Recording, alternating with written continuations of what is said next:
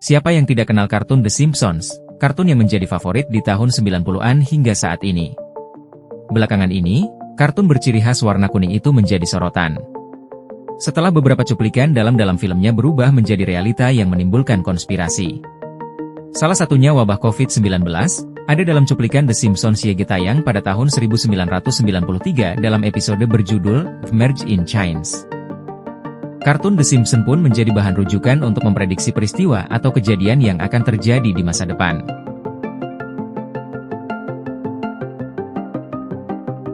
Ada cuplikan film The Simpsons yang menjadi viral di Indonesia belakangan ini dan menimbulkan konspirasi baru. Dalam episode ke-16 season 6 berjudul Bart Calls Australia, terlihat Bart menghubungi seseorang yang berada di Australia sambil mencari suatu lokasi di globe. Ia pun berhenti dan menunjuk Australia. Namun terdapat kejanggalan pada globe itu. Pulau Australia berada tepat di bawah Singapura. Padahal dalam secara geografis Australia berada di bawah Kepulauan Indonesia. Tidak sampai di situ, Singapura dalam globe itu berbentuk seperti gabungan Pulau Kalimantan dan Sulawesi yang menyatu. Kemudian di samping kirinya Pulau Sumatera, sebelah kanan Pulau Papua serta di bawahnya Pulau Jawa. Tidak ada tulisan Indonesia dalam globe itu, yang ada hanya tulisan Singapore. Padahal karakter Pulau YG ada di globe itu adalah milik Indonesia. Banyak netizen memprediksi bahwa hal itu akan menjadi kenyataan. Netizen mengaitkan beberapa pemberitaan yang muncul, salah satunya saat Presiden Jokowi mengajak warga Singapura untuk tinggal di Ibu Kota Nusantara, IKN. Selain itu, dalam pidatonya dalam acara Ecosperity 2023 di Singapura pada 7 Juni 2023, Presiden Jokowi menyebut IKN akan menjadi tempat tinggal yang nyaman untuk dihuni dan berbisnis, termasuk warga Singapura yang berminat untuk berinvestasi. Maybe living in Nusantara can become an option. Setelah ditelusuri berdasarkan peninggalan sejarah, ditemukan ada fakta menarik tentang Pulau Kalimantan yang banyak orang belum ketahui. Ternyata pada abad 18, Pulau Kalimantan pernah diserbu penduduk mayoritas etnis Tionghoa. Saat itu kedatangan mereka bertujuan menambang emas dan timah yang berpusat di Monterado kawasan Kabupaten Bengkayang, Kalimantan Barat. Populasi masyarakat Tionghoa di Kalimantan Barat berkembang pesat. Jumlahnya mencapai puluhan ribu pada sekitar tahun 1767. Saking banyaknya mereka membentuk kelompok atau kongsi dagang. Tahun 1777 kongsi Lan Fang dibentuk dan mulai eksis. Didirikan oleh Lo Fang Pa yang berasal dari suku Hakka. Pada awalnya kelompok yang tergabung dalam kongsi ini bukanlah orang yang datang sendirinya, melainkan didatangkan oleh Sultan Sambas.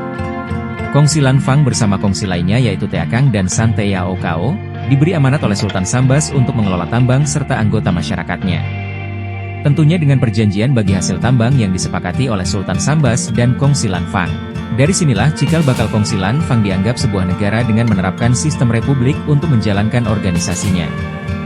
Dalam mengatur organisasinya, kongsi Lan Fang membuat lembaga parlemen.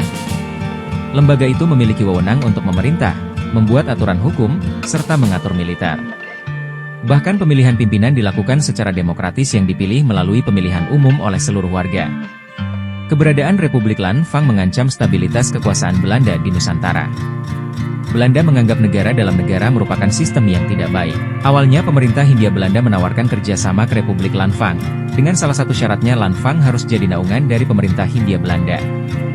Banyak warga dari Republik Lan Fang yang menolak dengan berbagai alasan.